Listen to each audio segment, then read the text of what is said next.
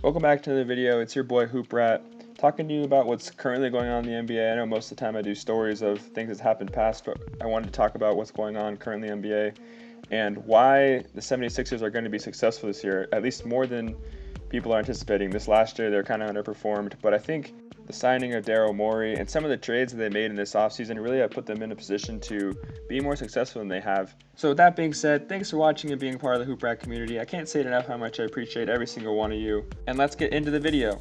Cue the intro.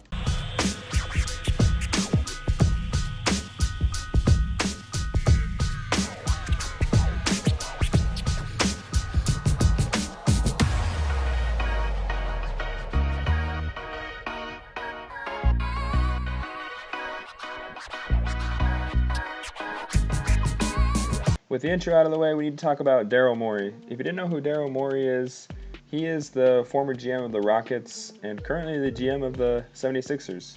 He was the one that was the big brain for the analytics that a three-pointer is better than a two-pointer, never shoot a mid-range.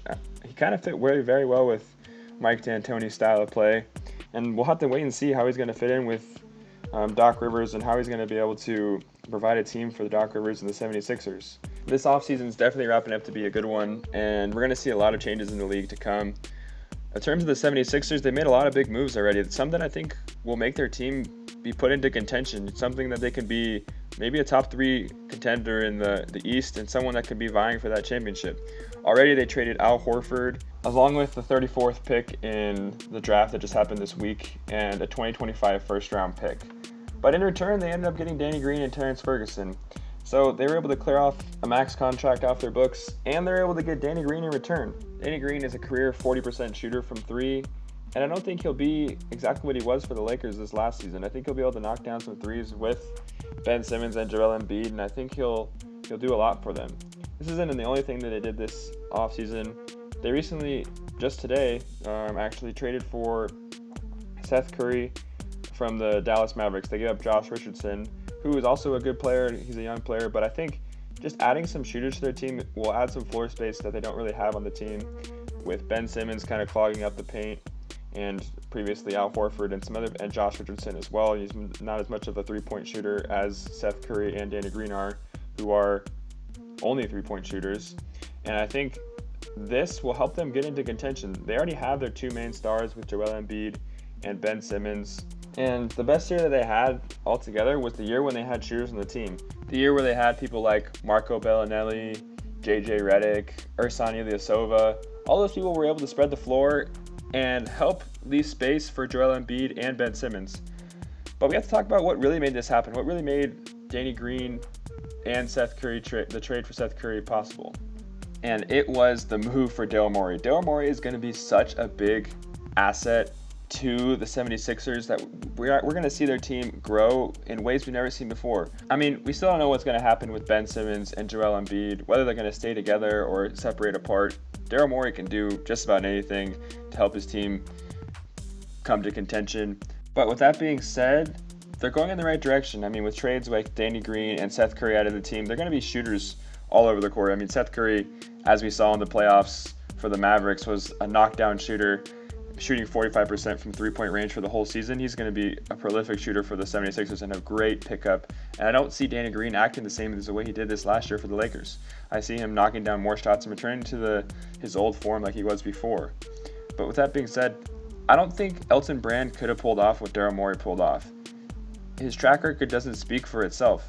Everything that he had done in the last few years had gone in the wrong direction. I mean, he could have signed Jimmy Butler, but he signed Tobias Harris.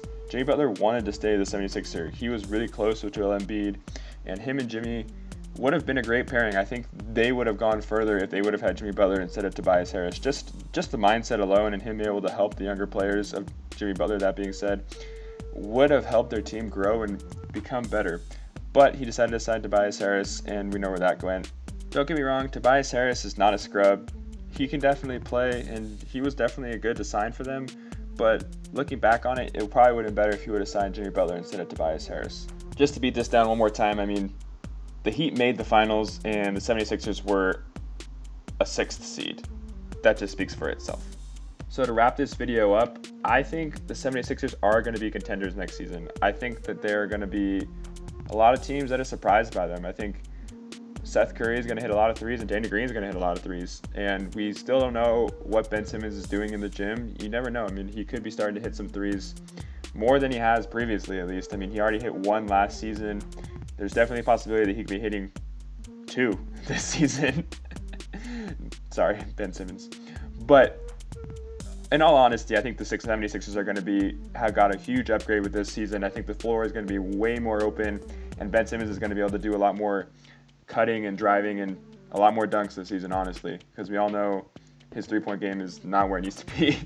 I mean, when a crowd goes crazy for you hitting a three-pointer, it's not where it needs to be. In closing, if you made it this far in the video, thank you so much for watching the video. I really appreciate it. Every subscriber matters and every viewer matters. I really appreciate it, all of you guys that are watching this video. Drop a like if you liked the video. Comment down below what you think the potential of the Sixers season could be next season. And why not drop a subscription while you're at it? With that being said, this is just my opinion, and I'm Hoop Rat.